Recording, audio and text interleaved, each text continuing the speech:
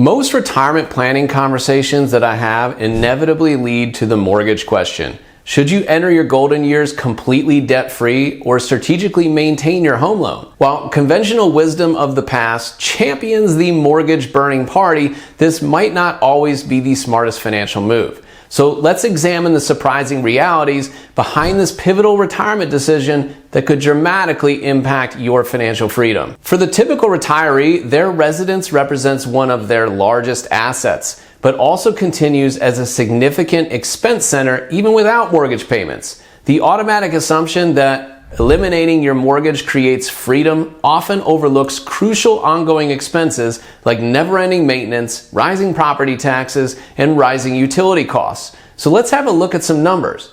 The most common home in the US is the 3-bedroom house, providing family with space, maybe even an extra bedroom, and often a home office or a leisure space. And while the function of these homes is pretty consistent across America, from one location to the next, the price is anything but. Depending on where you are watching this video, the price of a 3-bedroom home can range from $150,000 to $900,000 in Hawaii. Go Banking Rates found that the average cost to own this home in every state using data from the Fed, Zillow, and the Tax Foundation. I'll provide a link to the report down in the description. In 2025, the average cost of a 3-bedroom home in the US is $428,000. Interestingly, this is very close to the US Census Q1 25 estimate of $416,900.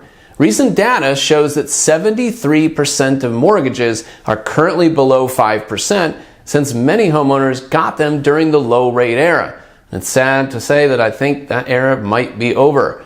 So let's guess that the average interest rate on all mortgages is 4%. If you put 20% down when you bought the property, that equates to a monthly payment of about $1,634 per month, not including real estate taxes or insurance. And while eliminating those monthly payments sounds appealing, the financial picture involves much more than just the mortgage itself. So let's add in those pesky maintenance costs. Well, generally housing experts recommend budgeting for 1% of a home's value in annual maintenance. That would be $4,280 per year or $357 a month. Real estate taxes on average 1.1%, which would be $4,708 per year or $392 per month. And according to Forbes, the average essential utility costs are $447 per month or $5,362 a year. And I found data on NerdWallet that shows the average cost of home insurance in the US is about $2,110 per year, and that's for $300,000 of coverage. Let's use that number as well, $176 per month. So per month, on average, we have $1,634 principal and interest, $176 for insurance, $392 for real estate taxes, $357 for maintenance, and $447 for essential utilities. That equals $3,006 per month total in housing expenses on average for a 3-bedroom home in 2025. Now, even if you got rid of that monthly principal and interest payment, you would still have $1,372 of housing costs each month. Those are substantial commitments, even for properties without mortgages. So let's look at a couple of options to live mortgage-free. Option 1 is called the liberation strategy. It's an alternative approach that's gaining a lot of traction. It involves selling your property, extracting your accumulated equity, putting that into a safe investment, and transitioning to rental living. No more mowing the lawn, no more roof replacements, no more rising real estate taxes or homeowners insurance increases. And if the pipes burst, you call maintenance to get it fixed and someone else pays for it. This strategy can unlock a dormant asset into productive capital for investment, potentially creating a reliable income stream. Imagine selling a $428,000 home, settling on any remaining mortgage balance, and redirecting those proceeds into tax-free municipal bonds yielding approximately 4%. The trade-off, however, includes foregoing potential property appreciation and paying rent that may increase annually and surrendering the security that comes with owning your own living space. And for a lot of retirees, that's a big deal. However, let's say that you netted $375,000 from selling the home after real estate costs and paying off the remainder of the mortgage. At 4%, that's $15,000 a year in tax-free income from the municipal bonds. You no longer have maintenance, real estate tax, or home insurance, but you still probably pay your utilities of $447 per month. What's the average rent for a 3-bedroom home in the US? Well, according to Rentometer, in late 2024, the average rent was $2,407. Add in the utilities, and that's $2,854 per month. But you have $1,250 per month in tax-free income coming in now. So that means it will cost you $1,604 per month to rent. That's more than the $1,372 of housing costs each month that you would have with a fully paid off home. Now, in my opinion, it makes more sense to stay in your current home than sell and rent because rental costs have increased so much. Now, that might change if rents came down quite a bit, but for now, it doesn't seem that way. But I would love to hear your thoughts down in the comments. Did you sell and rent? Or did you pay off your mortgage in retirement and stay in your home? See the Forest Through the Trees is more than a channel. It's a community. Get a private membership for just $2.99 a month and get perks like early video access. Click that join button to learn more. Now let's talk about option 2. So you decided that selling and renting doesn't make sense for you, but you got a mortgage in your 50s, and if you don't pay it off, you'll have a mortgage in your 80s. Doesn't it just make sense to pay off your mortgage early with your portfolio? Well, that depends. In my opinion, there is no wrong answer here. Sometimes the financially prudent answer doesn't make sense for one reason or another. The peace of mind and less anxiety of not having a mortgage payment can increase longevity and health. But financially speaking, it depends. When you borrow money at a fixed rate, you have a fixed mortgage payment. Rent can and does rise, but a mortgage that is fixed never rises. Hopefully, your portfolio increases over time, and if you have a pension, that might increase. Generally, Social Security increases by 1 to 3% per year. So, you have fixed debt and generally rising assets and incomes. When you first get a mortgage, most people buy a payment, how much they can afford in a monthly payment.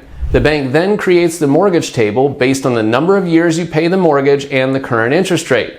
In general, in the first 10 years of the mortgage, you're paying mostly interest. In the middle 10 years, you pay some interest and some principal, usually about 50-50, and the last 10 years, you pay very little interest as most of your money goes to paying down the loan. So should you pay off your mortgage early? Well, in my opinion, that depends on what your interest rate is and where you are in the mortgage cycle. You see, the interest that you're charged is based on the balance outstanding each month. In the beginning of the loan, your balance is large, so your interest payment is as well. If you're going to pay off your mortgage early, the biggest bang for your buck is paying it down substantially in the first 10 years.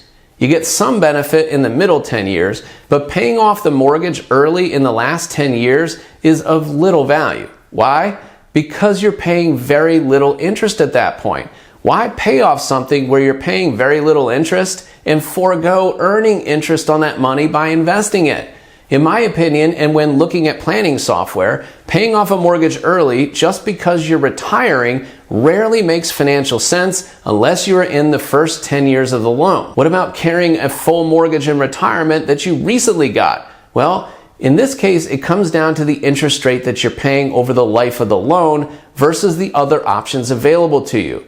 Would you be liquidating other assets to pay off the loan? How are those assets invested? Would you think that they'd be able to generate returns above the interest that you're paying? Well, then generally it would make sense to keep those funds invested and compounding because the difference only gets larger with compounded growth. Paying off the mortgage completely and having the ability to pay it off by liquidating portfolio assets are two different things. Generally, sinking liquid retirement capital into an illiquid real estate asset in retirement before you have to doesn't make sense unless the interest payments is higher than the gains generated on the investments. All right, now let's go beyond the numbers. The home-related decision is more than pure financial analysis. For many retirees, their house embodies decades of memories, represents a beacon of stability, and sometimes carries multi-generational significance. This profound emotional connection frequently complicates the decision process, even when financial logic might suggest alternative approaches. For those of you that have been married and raised children in a home, the decision to leave that home and rent or even downsize can be extremely tough. What is the value that you place on all those memories? It's really hard to quantify, and it's a personal decision. Additionally, for decades, people stayed in the same home. But over the last 20 years, the average length of stay in a home has declined significantly. Now, according to real estate website Redfin, the average homeowner stays for 11.8 years. That means less memories and less emotional connection to your homes. So what's the verdict? Whether you elect to pay off your loan or strategically maintain it during retirement ultimately depends on your unique financial circumstances, your lifestyle aspirations, and relationship with debt. If peace of mind ranks as your primary objective, then a debt-free home might justify the potential opportunity costs. But if you prioritize financial flexibility and investment optimization, maintaining a mortgage or the liquidation and rental approach might better serve your retirement vision. What matters most is aligning this significant decision with both your financial reality and your deeper retirement goals. Thinking about the pros and the cons with your family and your advisors so you can make an educated decision for your situation. If you found this analysis valuable, please support the channel by smashing that little like button. And if you own a business and are interested in optimizing your financial planning, you can get started working with me today by visiting celestialwm.com and clicking on the Start Here tab to schedule an initial call. Still not sure that you want to talk? Head over to my resource center and learn more about my financial planning process by watching my 35-minute complimentary training. And check out this video next for even more ways to supercharge your net worth.